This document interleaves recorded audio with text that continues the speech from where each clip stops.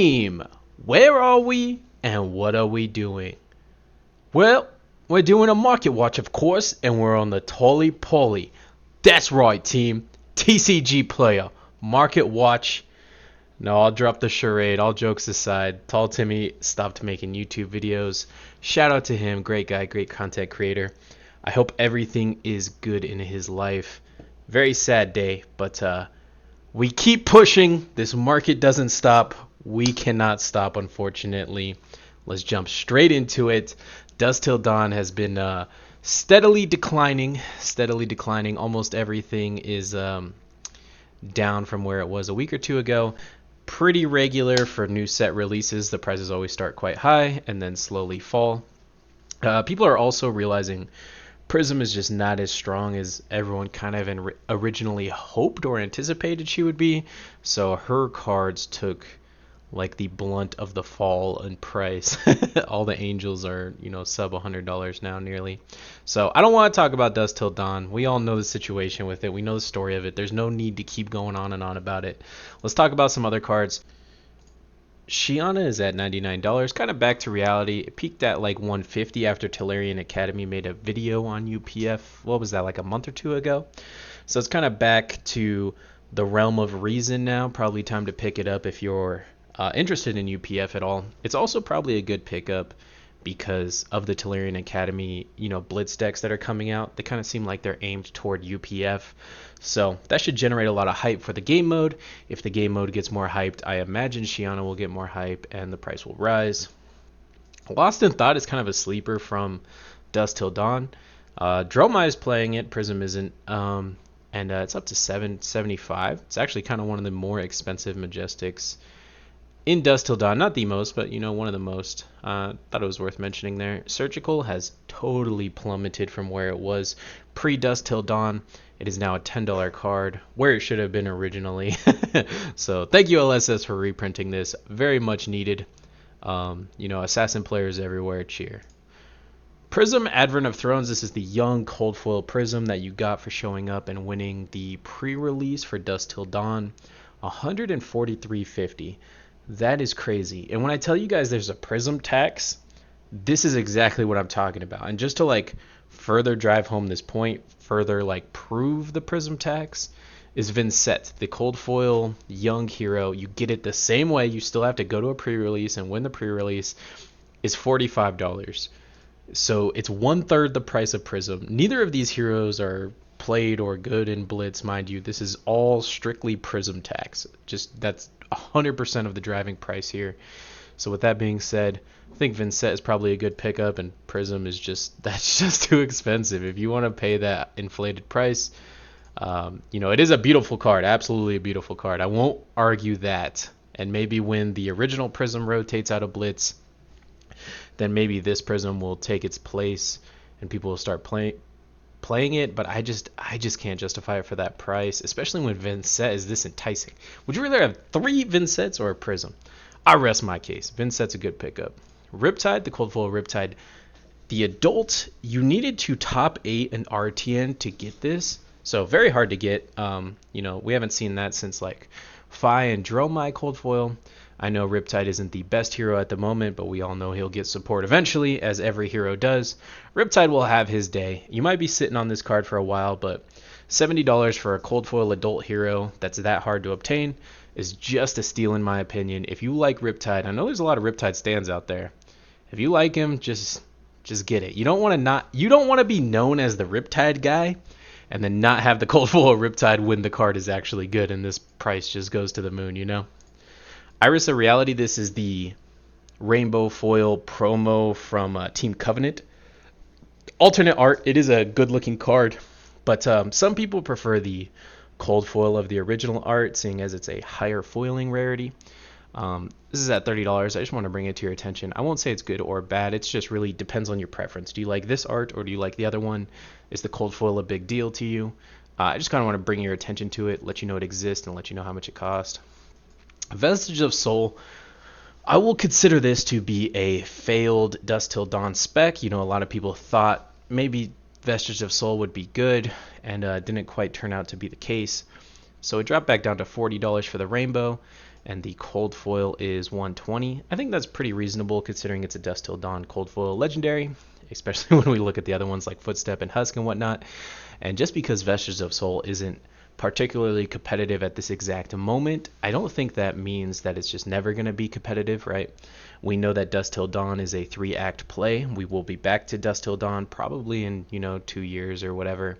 And when we do come back, there is a chance Vestige of Soul is good when we come back. There's also a chance that, Illusionist or Bolton gets support in an upcoming set. Maybe there's a warrior theme set that comes up and Bolton gets support that somehow makes Vestiges of Soul playable. Like, there's definitely a world Vestiges of Soul becomes good. And, for a $40 price tag for the rainbow foil, I just think it's worth having one.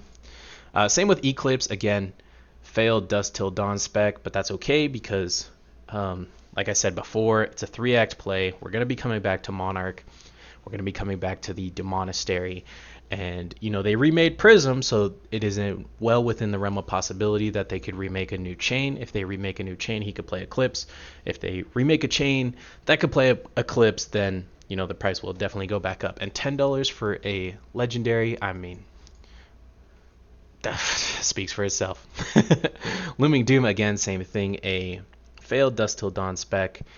I actually think Vincent is still yet to be figured out, yet to be fully understood. So I still think there's a chance that Looming Doom could be the way she's played. This used to be a $40, $50 card. Now it's back down to $27 for the extended art. If you kind of were waiting on this and you're just a Runeblade stan, I really do believe that this card is going to be good one day.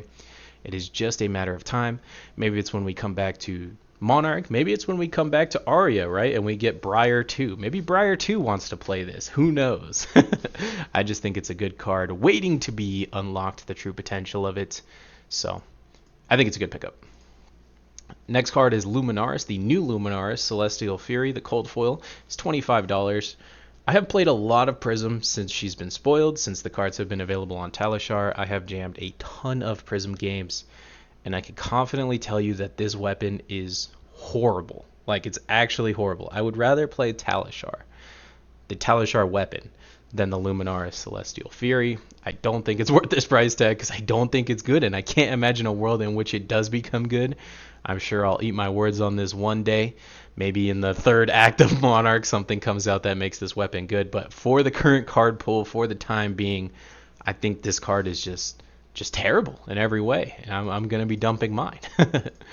Swing big. We've talked about Everfest Majestics time and time again on this channel. Cheapest one on the market is $25. Absolutely insane, but Everfest Majestics. We talked about this card a few weeks ago. We're talking about it again today. It just keeps going up, up, up on the back of Levia hype. This card will be played in every Brute forever, so if you don't have it and you like Brute, I mean, you just kind of got to do it. Premeditate. This was a very sought after card in Outsiders, and the price didn't quite live up to it though. This card was like $40, $50 when it first came out. Cheapest on the market now is $18. Let's take a look at the rainbow foil here. $23. Actually crazy. I think the lane for this card is just so linear. It is only good in specifically Lexi. It's not even good in all the Rangers, right? I guess Riptide also likes it, but like Azalea doesn't, right? So not even all the Rangers like this card. That kind of is what's going on with the price here. But yeah, if you have any interest in it and you were holding off due to the price, I can't imagine it goes much lower than this. But, I think it's worth picking up. Construct Nitro Mecha Weight is $5. Everyone should have a set of this card. It's beautiful. I love the art. I love the flavor. $5. This card used to be like $20, so it's just insane to see it this low. You know what? Let's take a look here. It used to be, yeah, like $15-20. So I think it's worth it. $5. It's too good. Barbed Castaway, cold foil is $5. The Crow's Nest cold foil is like $3. I think they really need to reinvent these armory promos. To see an armory promo, you had to show up to a local, you had to win the whole thing, and then, for your entry fee, you get a $3 or $4 or $5 cold foil for winning the whole thing. It doesn't really feel good.